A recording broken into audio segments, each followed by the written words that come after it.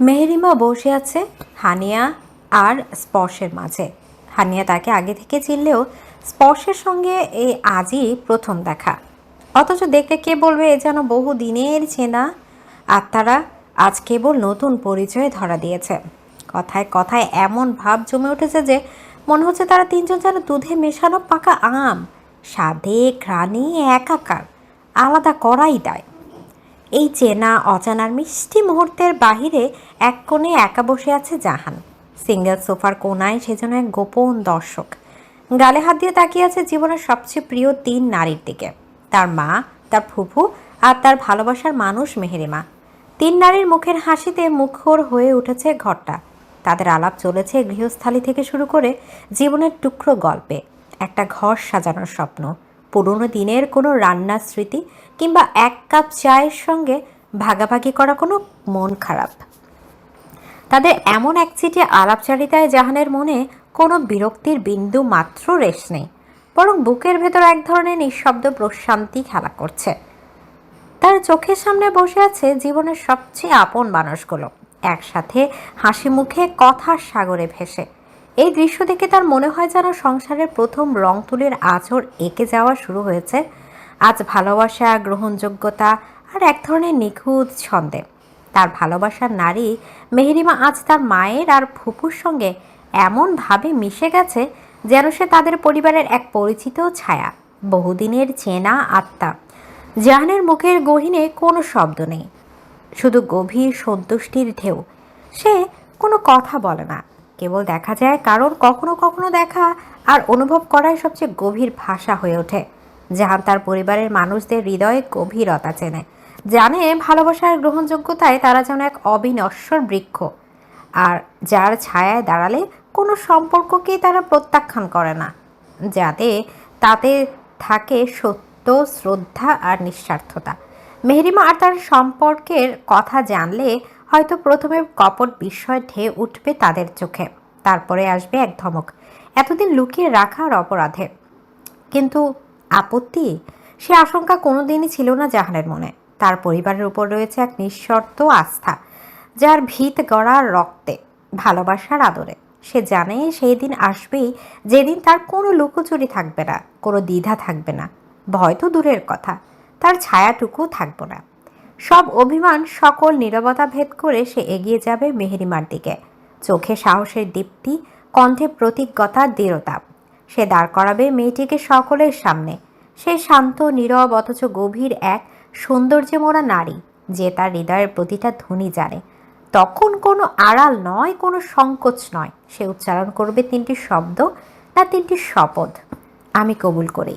প্রথমবার তার চোখে চোখ রেখে, দ্বিতীয়বার তার কাঁপতে থাকা হাত ধরে, তৃতীয়বার তার সমস্ত ভাঙাগড়া অতীতকে আঁকড়ে ধরে প্রতিজ্ঞা করে চিরদিনের জন্য আপন করে নেয়ার। জাহান জানে মেহেরিমার অতীত শূন্যতায় ভরা, অভিমান, অপমান, একাকিত্ব সব মিলে এই মেয়েটা বহন করে বেরিয়েছে নিজের ভেতর এক শীতল শোকের পাহাড়। কিন্তু জাহান ঠিক করেছে সে সেই পাহাড়কে পিষে ফেলবে ভালোবাসার রোদের নিচে। সে তাকে ছায়া দিবে, আশ্বাস দেবে, ভরসা দেবে, আর দিবে এমন এক ভালোবাসা যে অপ্রাপ্তির প্রতিটা ছায়াকে মুছে দেবে চিরতরে। জন্ম নয়, জন্মান্তরের জন্য সে মেহেরিমাকে নিজের করে নিতে চায়। শুধু ভালোবেসে নয়, এক আধ্যাত্মিক বন্ধনে বাধা পড়ে, একান্ত নিজের করে। কথাগুলো ভাবতে ভাবতে তার গম্ভীর মুখায়বের সামান্য প্রশান্তের ছাপ ফুটে ওঠে। মেহেরিমা কথা বলার মাঝে মধ্যেই আর চোখে তার প্রণয় পুরুষটির দিকে তাকাচ্ছে, চোরা চোখে দেখে নিচ্ছে তার মনে বাস করা একমাত্র পুরুষটিকে। প্রতিবারের ন্যায় এবারও সে চোরা চোখে তাকিয়েছিল জাহানের দিকে। তখনই জাহানকে একা একা হাসতে দেখে সে একটু ভ্যাবাচাকা খেয়ে যায়। সে ভ্রু নাচিয়ে ইশারা জাহানকে জিজ্ঞেস করে সে কেন হাসছে। জাহান মাথা নাড়িয়ে বোঝায় এমনিতেই হাসছে। মেহেরিমা তার উত্তর পেয়ে আবারও ব্যস্ত হয়ে পড়ে স্পর্শ আর হানিয়ার সাথে কথা বলায়। তাদের কথা বলার মাঝেই ডোরবেল বেজে ওঠে। জাহান নিজে গিয়ে দরজা খুলে দেয়, দেখতে পায় তার বাবা, মামু আর কয়েকজন স্পেশাল গেস্ট এসেছে। জাহানের মুখের স্মিত হাসি বেশ চড়া হয় গেস্টদের দেখে। জাহান তাদের কাছে এগিয়ে এসে হাসি মুখে বলে, ভালো আঙ্কেল, কেমন আছো তোমরা? কথাটা বলতে বলতে সে জড়িয়ে ধরে তার পিতা সমতুল্য লোকটাকে। মাঝ বয়সী সে লোকটিও তাকে সন্তান স্নেহে জড়িয়ে ধরে। জাহানের পিঠ চাপড়ে নিয়ে বলে, আলহামদুলিল্লাহ বেটা, ভালো আছি। তুমি কেমন আছো? আলহামদুলিল্লাহ ভালো। পাশ থেকে ভদ্রলোকটির স্ত্রী কপট অভিমান নিয়ে বলে ওঠে। আমায় তো কেউ মনেই করে না, সবাই ভুলে গিয়েছে আমায়। জাহান লোকটিকে ছেড়ে পাশে দাঁড়িয়ে থাকা ভদ্র মহিলাকে এক পাশ দিয়ে জড়িয়ে ধরে হাস্যোজ্জ্বল মুখে বলে, তোমায় কি করে ভুলতে পারি মিষ্টি আন্টি, তুমি তো আমার ফেভারিট। মহিলাটিও তাকে জড়িয়ে ধরে আদুরে গলায় জিজ্ঞেস করে, কেমন আছে আমার বাবাটা? দিন দিন তো মেয়েদের মন চুরি করার মতো সুন্দর হয়ে যাচ্ছে। ভাইয়া, জাভিয়ানকে উদ্দেশ্য করে বলে, ছেলেকে তাড়াতাড়ি বিয়ে দিয়ে দেন, না হলে কবে জানি ছেলে আপনার চুরি হয়ে যায়। জাহান মহিলাটির কথা শুনে লজ্জা পেয়ে যায়। আত বাদ বাকি উপস্থিত সবাই হেসে দেয়। জাভিয়ার মুখে স্মিত হাসি নিয়ে বলে, দরজার সামনে দাঁড়িয়ে সব কথা বলে ফেলি নাকি? ছেলের বিয়ে খেতে চাও, আবার আলোচনায় সামিল হচ্ছ না? ব্যাপারটা কেমন হয়ে গেল না? চলো ভেতরে চলো। এর মধ্যে হানিয়া বলতে বলতে উপস্থিত হয়। কে এসেছে জাহান? জাহান হাসি মুখে জবাব দেয়। ভালো আঙ্কেল আর মিষ্টি আন্টি এসেছে আম্মু। মুহূর্তেই সকলে ব্যস্ত হয়ে পড়ে জাহানের ভালো আঙ্কেল ও মিষ্টি আন্টি ওরফে আদিয়াত ও আফরাকে নিয়ে। হানিয়া তাদের কাছে এসে সালাম দিয়ে জিজ্ঞেস করে, স্যার কেমন আছেন? এসব কি হানিয়া? তুমি আমায় এভাবে স্যার ডেকে বয়স্কদের তালিকায় ফেলে দিতে পারো না? I am just 55 years old. এটা কোনো বয়স হলো বলো তো বাচ্চারা? আদিয়াত রসিকতা করে কথাগুলো বলে হানিয়া ও বাকি বাচ্চারা বলতে জাহান, আফিফ আর আদিবা। তাহলে তিনজনই আদিয়াতের কথায় হেসে বলে। আদিয়াত তাদের কথা শুনে বলে, দেখলে বাচ্চারা, জানো 55 ইয়ার্স কোনো বয়সই না। You know what, age you just a number. মনের বয়সই বড় বয়স। সকলে তার কথা শুনে হা হা করে হেসে দেয়। সকলে গিয়ে সোফায় বসে। আবরার আর জাবিয়ান ফ্রেশ হতে চলে যায়। জাহান, আদিয়াত আর আফিফ এক সোফায় বসে, আর হানিয়া, স্পর্শ আর আফরা আরেক সোফায় বসে গল্প শুরু করে দেয়। আদিবা তার সমবয়সী মেহেরিমার সাথে গিয়ে কথা বলা শুরু করে। টুকটাক কথা বলে স্পর্শ আর হানিয়া আফরাকে আদিবা ও মেহেরিমার সাথে কথা বলতে বলে উঠে চলে যায় কিচেনের দিকে। হোক আদিয়াতরা তাদের আত্মীয় তাই বলে কি অতিথিও তার কার্পণ্য করবে? হুম, একদমই না। এরই মধ্যে হায়াকে ধরে আস্তে আস্তে নিচে নেমে আসে আশিয়ান। আদিয়াতরা মূলত হায়া আর আশিয়ানের সাথে দেখা করতে এসেছে কালকে তাদের কিডন্যাপিংয়ের ঘটনার জন্য। হায়া তাদেরকে পেয়ে প্রচণ্ড খুশি হয়। সে আশিয়ানের থেকে নিজেকে ছাড়িয়ে নিয়ে মহিলা পার্টির মধ্যে গিয়ে বসে পড়ে। আশিয়ান বেচারা বউয়ের অনুপস্থিতিতে জাহানদের কাছে চলে যায়। আফরা মেহেরিমার থুতনি ধরে উঁচু করে হায়াকে বলে, এই শান্ত পরিটাকে রে হায়া, তখন থেকে দেখছি শুধু আমাদের কথা শুনছেই, কিছুই নিজে কিছুই বলছে না। হায়া বলে, আরে মিষ্টি আন্টি, ও আমার বেস্ট ফ্রেন্ড মেহরিমা।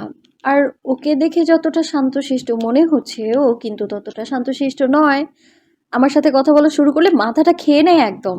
হায়ার কথা শুনে মেহেরিমা একটু লজ্জা পায়। সে রাগে চোখে হায়াকে শাসায় এসব বলার জন্য। হায়া দুষ্টুমি করে জোরে জোরে বলে, এই, তুই আমার চোখ করে দিলে কি আমি সত্যি কথা বলবো না ভেবেছিস? সেই আশায় সেগুড়ে বালি, জান যায় যাক, কিন্তু সত্যের পথে অটল থাকবো আমি।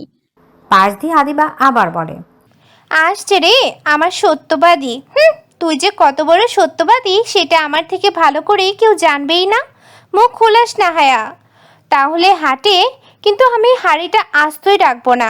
হায়া ঢং করে বলে, আমার সাথে এত বড় দুই নম্বরই করবি তুই আদু? যা, তোর সাথে কথা নাই। এর মধ্যে হানিয়া ও স্পর্শ সকলের জন্য নাস্তা নিয়ে আসে। মেহেরিমা ভাবে এটা তাদের ফ্যামিলি টাইম, আর তার না থাকাই উত্তম এসবে। তাই সে হায়া কানে কানে বলে, দোস্ত আমি আজ যাই, হ্যাঁ, আরেকদিন আসবো নি। হায়া ব্রু কুচকে জিজ্ঞেস করে, কেন, কি হলো তোর আবার? তোর টিউশনিতে না আজ অফ ডে? তাহলে এত তাড়াতাড়ি চলে যাবি কেন? মেহেরিমা আমতা আমতা করে বলে, না মানে, কি না মানে ইয়ে ও করছিস? স্পষ্ট করে বল। আমার মনে হয় আমার এখন চলে যাওয়া উচিত। আর সেটা কেন মনে হলো আপনার? একটু বলে ধন্য করেন আমায়। দেখ দোস্ত, রাগ করিস না, এটা তোদের ফ্যামিলি টাইম, আর আমার এখন না থাকাই উচিত বলে আমি মনে করছি। হায়া মেহেরিমার কথা শুনে শান্ত চোখে তার দিকে তাকায়, তারপর বলে, আচ্ছা চলে যা তুই। দোস্ত রাগ করিস না, আমার কথাটা বোঝার চেষ্টা কর। হায়া আর একবারও মেহেরিমার দিকে তাকায় না। আর না তার কোনো কথা শুনে। অন্যদিকে জাহান অনেকক্ষণ ধরে তার বোন আর প্রেয়সের ফিসফিসানি দেখছে। সে খেয়াল করেছে মেহেরিমা কিছু একটা বলার পর হায়া কেমন গম্ভীর মুখ করে বসে আছে, না মেহেরিমার দিকে তাকাচ্ছে আর নাই বা তার কথার কোনো জবাব দিচ্ছে। এর মানে হায়া কোনো কারণে রেগে আছে মেহেরিমার উপর। কিন্তু কী বিষয়ে রেগে গেল হঠাৎ? মেহেরিমা হায়াকে কয়েকবার বলার পরও হায়া তেমন একটা রেসপন্স করে না। সে একটা হতাশা মিশ্রিত শ্বাস ফেলে বসা ছেড়ে উঠে দাঁড়ায়। তারপর হানিয়ার উদ্দেশ্যে বলে, আন্টি আজ তাহলে আমি আসি। হানিয়া তড়িঘড়ি করে বলে, কেন রে মা, এই তো আসলি, এখনই চলে যাবে? কে ডিনারটা আমাদের সাথে করে যা। মেহেরিমা কিছু বলার আগেই হায়া গা ছাড়া ভাব নিয়ে বলে, আমাদের আপন ভাবলে তো এত তাড়াতাড়ি যেতে চাইতো বলো? ও ভাবছে আমাদের ফ্যামিলি টাইমে সে বাইরের মানুষ হয়ে পরিবেশটাকে অস্বস্তিকর বানিয়ে ফেলেছে। যেতে দাও আম্মু ওকে। সকলে হায়ার কথা শুনে মেহেরিমার দিকে তাকায়, আর মেহেরিমা কেমন চোরের মতো মুখ করে রেখেছে। জাহান বুঝতে পারে কেন তার বোন রেগে গিয়েছে। মেহেরিমার এমন ধারণা শুনে জাহানও রেগে যায়। সে একটা ফোন করায় বাহানায় সেখান থেকে চলে যায় রাগে মুখ করে।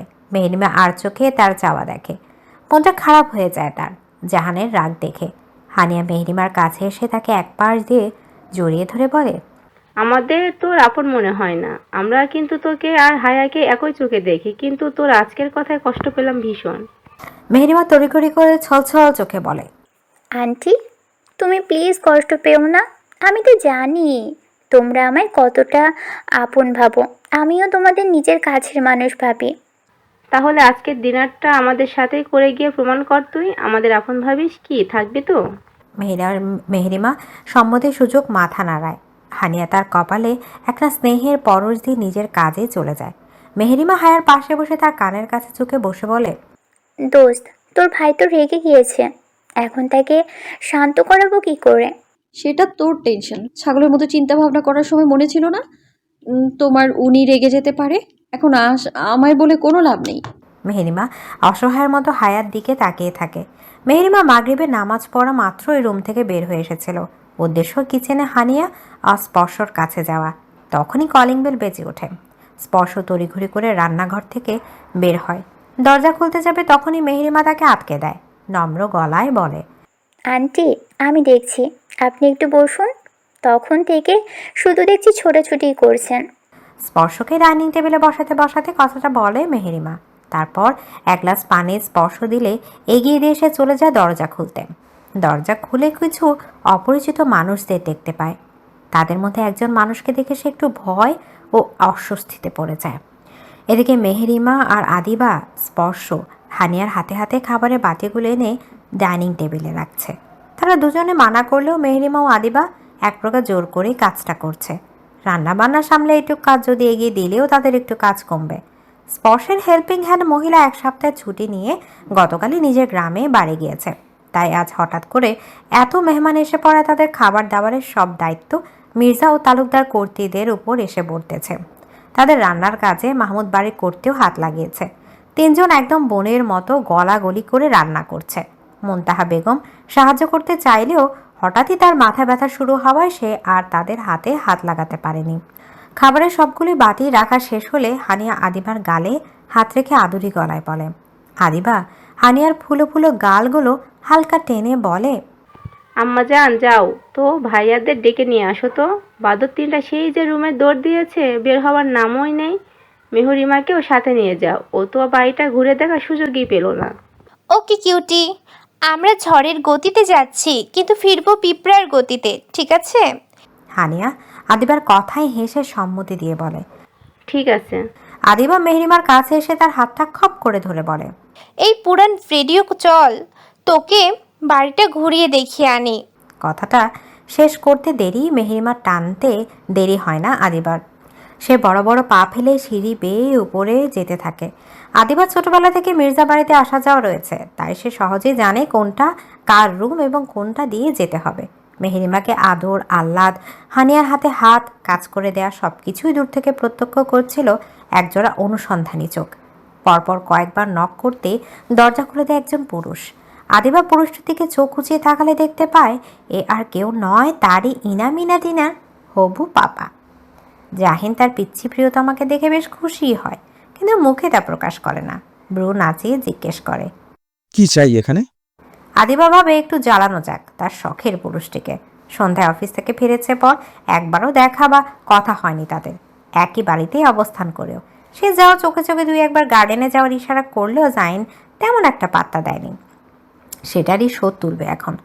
আদিবা মেহরিমাকে পেছনে রেখে জাইনের একদম কাছে এসে পড়ে, চোখে এক প্রকার নেশা নিয়ে নিজের ঠোঁট কামড়ে ধরে বলে, তোমায় লাগবে জাইন? আদিবার যখন একটু বেশি প্রেম পায় তখনই সে জাইনকে নাম ধরে ডাকে। জাইন প্রিয়তমার এমন আবেদনময় ভঙ্গিতে গলে যায়। সেও ঘরে ডুবে গিয়ে নিজের অজান্তেই আদিবার কপালের উপর আসা চুলগুলো আলতো হাতে সরিয়ে দিয়ে বলে, কেন? কেন আবার? নিচে আন্টি খেতে ডাকছে সবাইকে, তাই তোমাকেও সেখানে লাগবে। কথা তো নয় যেন ফাটা বাঁশ দিয়ে মাথায় বাড়ি মারা।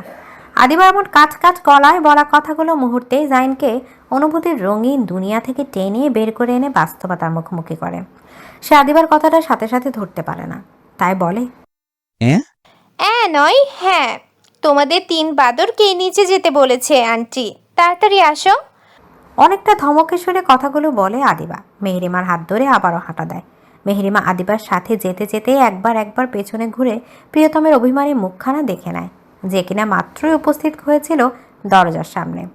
ছাদ থেকে নিচে নেমে ড্রয়িং রুমে যাওয়ার জন্য পা বাড়ায় মেহরিমা, আদিবা ও হায়া। হায়াকে ধরে আস্তে আস্তে পা চালাচ্ছে মেহরিমা। উদ্দেশ্য তাকে রুমে পৌঁছে দেবে, তারপর আজকের মতো বিদায় নেবে সে। কিন্তু মাঝপথে কিছু অনাকাঙ্ক্ষিত দৃশ্য দেখে তার হৃদস্পন্দন কয়েক মিনিটের জন্য থেমে যায় বোধহয় তার। ফ্লোরে বসে আছে রাহা, তার উপর জাহান। বিষয়টা বড্ড অনাকাঙ্ক্ষিত দৃষ্টকটু। বোঝাই যাচ্ছে অনিচ্ছাকৃতভাবে হয়েছে, কারণ জাহান আজ পর্যন্ত তার প্রেমিকার হাত ব্যতীত তার ললাটেও ভালোবাসার স্পর্শ পর্যন্ত দেয়নি। জাহানের বক্তব্য, এটুকু স্পর্শ আমার পোষাবে না, তোমায় আমি স্পর্শ করলে পুরোপুরি নিজের করে নেওয়ার উদ্দেশ্য করব। এটুকু স্পর্শ আমার হৃদপীড়া আরও বাড়িয়ে দেবে। সেই জাহান কি করে একজন মেয়েকে এমন খোলামেলা জায়গায় এমন অবস্থায় থাকতে পারে? কিন্তু নারীর হৃদয় তো এসব লজিক জেনেও মন খারাপ করা বা অভিমান করা যেন তাদের অন্যতম কাজ। অজান্তেই মেহরিমার শান্ত কোমল নয়ন যুগল ভিজে উঠতে শুরু করে। তার চোখের তারায় শুধু জাহান ও রাহার আলিঙ্গনরত দৃশ্যটি জ্বলজ্বল করছে। মেহরিমার ধ্যান ভঙ্গ হয় হায়ার উত্তেজিত আতঙ্কিত গলার আওয়াজে। হায়া বলে ওঠে, এ কি ভাইয়া, তোমরা পড়লে কিভাবে?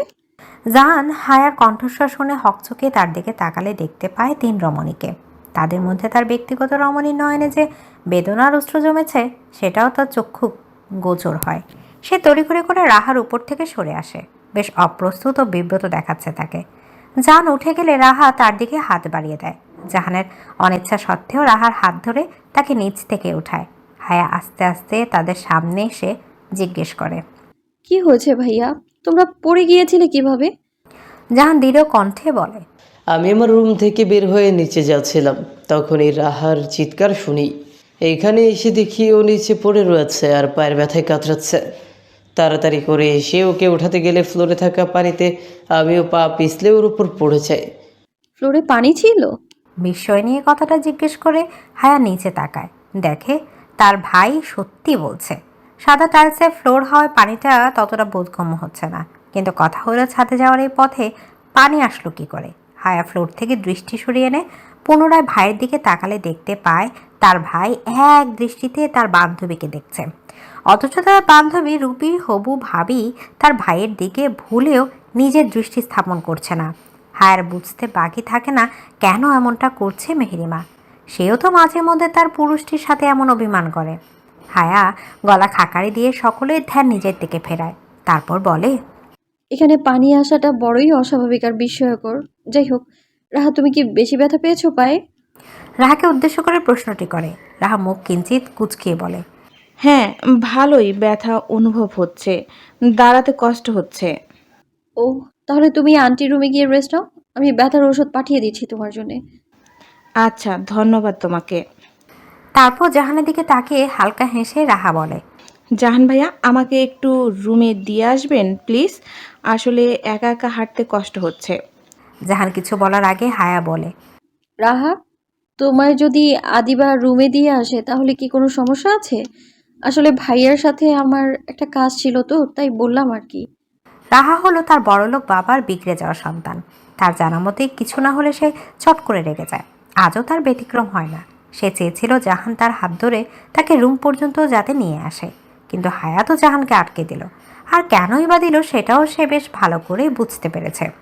ভেতরে ভেতরে রাহার রাগেদের বিস্ফোরণ ঘটলেও উপরে সে একদম শান্ত ও মিষ্টভাষী। সে নিজের মুখের হাসি বজায় রেখে বলে, না, সমস্যা হবে কেন? কোনো সমস্যাই নেই। হায়া রাহার চোখে বিরাজমান রাগেদের দেখা খুব সহজেই পায়। তাও সে কোনো প্রতিক্রিয়া দেখায় না, বরং আদিবাকে ইশারায় বলে তাকে রুমে নিয়ে যেতে। আদিবাও বিনা বাক্যে হায়ার কথা পালন করে। সে রাহাকে নিয়ে চলে যায়। এতক্ষণে মেহেরিমা মুখ খোলে। সে ক্ষীণ স্বরে বলে, চল তোকে রুমে নিয়ে যাই, তারপর আমাকে হোস্টেলে ফিরতে হবে। আমার জন্য তো আর সারা রাত হোস্টেলের দরজা খুলে বসে থাকবে না দারোয়ান। নিজের মনের ক্ষোভ চেপে না রাখতে পেরে কিছুটা প্রকাশই করে দেয় মেহেরিমা, দৃষ্টি তার নিচের দিকে। সেও বেশ ভালো করে টের পেয়েছে জাহান যে তার দিকে একদৃষ্টিতে তাকিয়ে আছে। হায়া মেহেরিমার ক্ষোভ কিছুটা হলেও টের পায়। সে তার অগোচরে হেসে ওঠে নিঃশব্দে, তারপর বলে, চল, কিন্তু একটা কথা বলে দিচ্ছি, একা একা যাবি না কিন্তু, তোকে দিয়ে আসা হবে। কে দিয়ে আসবে? কার এত সময় আমার জন্য? আর আমি কি আজই প্রথমে একা যাব? আমি তো একাই দুনিয়াতে আসছি, পর থেকে একা একাই চলাফেরা করি। কখনো কারোর প্রয়োজন পড়েনি, আজও পড়বে না। বেশি কথা বলিস তুই। আমি যা বলছি তাই করবি, না হলে তোর খবর করে ছাড়বো একদম। এখন চল। হায়া মেহরিমাকে ধমকে কথাগুলো বলে, তারপর নিজের রুমের দিকে হাঁটা দেয়। এদিকে তার যে পেছন এক খেপাটে পাগল রেখে যায় তা তার অজানায় থেকে যায়। আন্টি, এবার আমি আসি প্লিজ। এর থেকে বেশি দেরি করলে হোস্টেল সুপার আমায় আজকে ঢুকতেই দিবে না। অসহায়ের মতো মুখ করে কথাগুলো বলে মেহরিমা। হানিয়া আর এমন মুখভঙ্গি দেখে হেসে দেয়। তারপর মেহরিমার কাছে এসে তার থুতনি ধরে কপালে আদর দিয়ে বলে, আচ্ছা বেশ, যাস তাহলে, কিন্তু প্রমিস করতে হবে এখন থেকে মাঝে মধ্যে আমাদের সাথে দেখা করতে আসবি। আর একা যেতে পারবি না, তোকে আমাদের গাড়ি পৌঁছে দিয়ে আসবে। আচ্ছা, আসবো দেখা করতে, কিন্তু গাড়ি লাগবে না আন্টি, আমি রিক্সা নিয়ে চলে যেতে পারবো। হানিয়া চোখ রাঙিয়ে বলে। যা বলেছি তাই হবে, কোনো কথা শুনবো না। মেহরিমা মুখ গোমরা করে বলে, আচ্ছা ঠিক আছে, তোমরা শুধু আমাকে যোগ গরম দাও, তুমিও, তোমার মেয়েও, আর তোমার ছেলে। মাঝে মধ্যে ব্রেক কষে মেহরিমা। কথায় কথায় কি বলে বসেছিল সে নিজেও জানে না।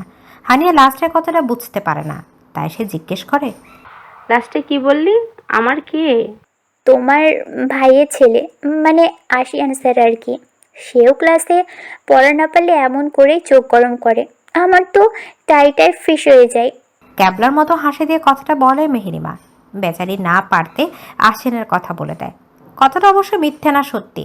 মেহরিমার কথা শুনে হানিয়া হেসে দেয়। টুকটাক কথা বলে মেহরিমা বিদায় নিবে, তখনই সেখানে এসে হাজির হয় জাহান। সে তড়িঘড়ি করে কোথাও একটা যাচ্ছে। যাওয়ার আগে হানিয়াকে বলে, আম্মু, হসপিটালে একটা ইমার্জেন্সি কেস এসেছে, আমায় ডেকেছে যাওয়ার জন্য। আমি যাচ্ছি হসপিটালে। আল্লাহ হাফিজ, তুমি টেনশন করো না কিন্তু। কথাটা বলে জাহান দরজার দিকে হাঁটা দিবে, তখনই তাকে পেছন থেকে ডাকে হানিয়া।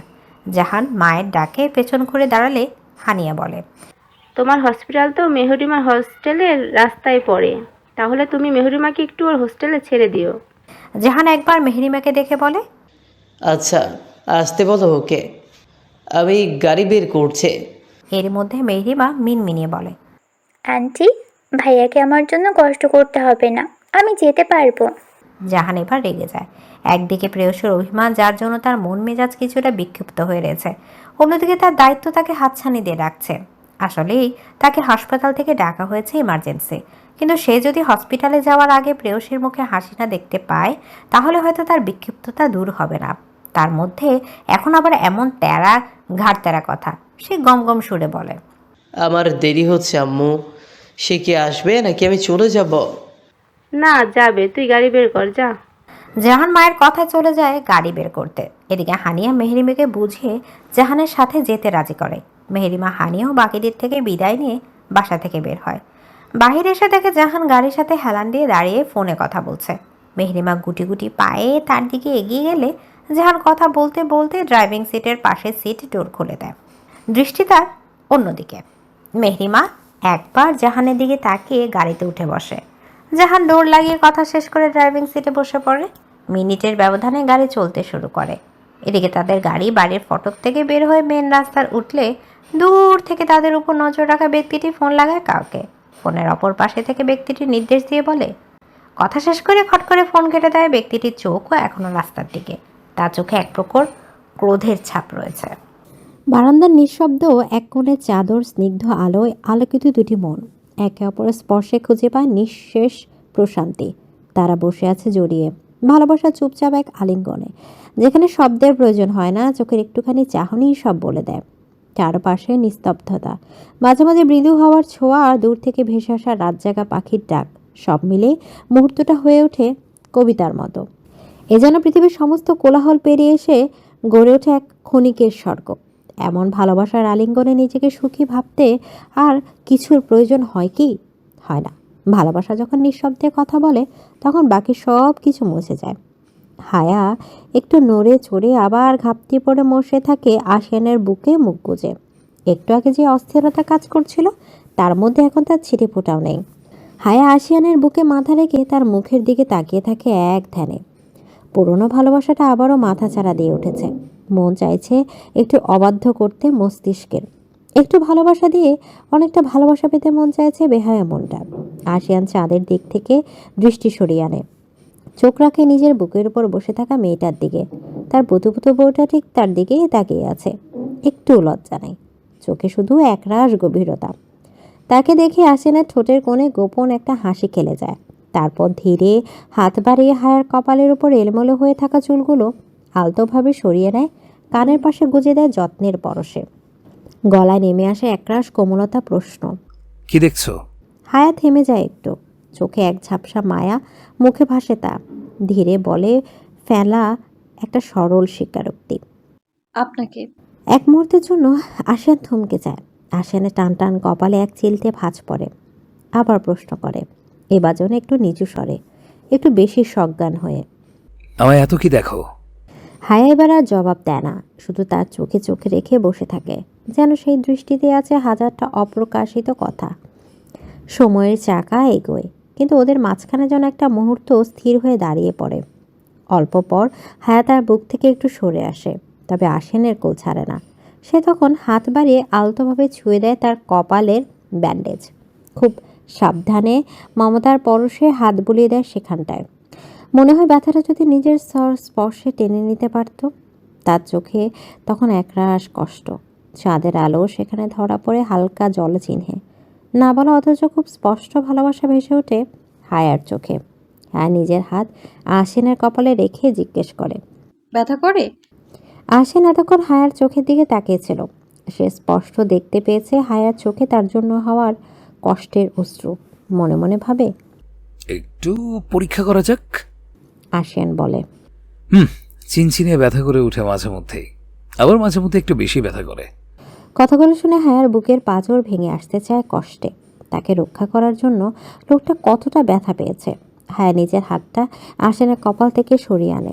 চোখে অশ্রু জমেছে খানিক আগেই, এখন গড়িয়ে পড়তে চাইছে। হায়া তার দৃষ্টি নিচু করে নেয়। সে তার অশ্রু কাউকে দেখাতে নারাজ, বিশেষ করে আশিয়ানকে তো নয়।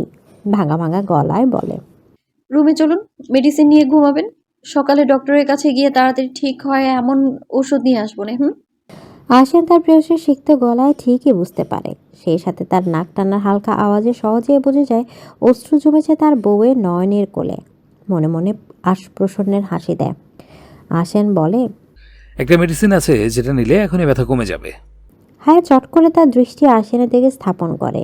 হৃদয়ে ব্যাকুল হয়ে আছে তার আশিয়ানের ব্যথা কমানোর জন্য। সে খানিকটা অস্থির ভঙ্গিতে জিজ্ঞেস করে, কি মেডিসিন? সেটা আপনি নিয়েছেন? না, এখনো নিইনি।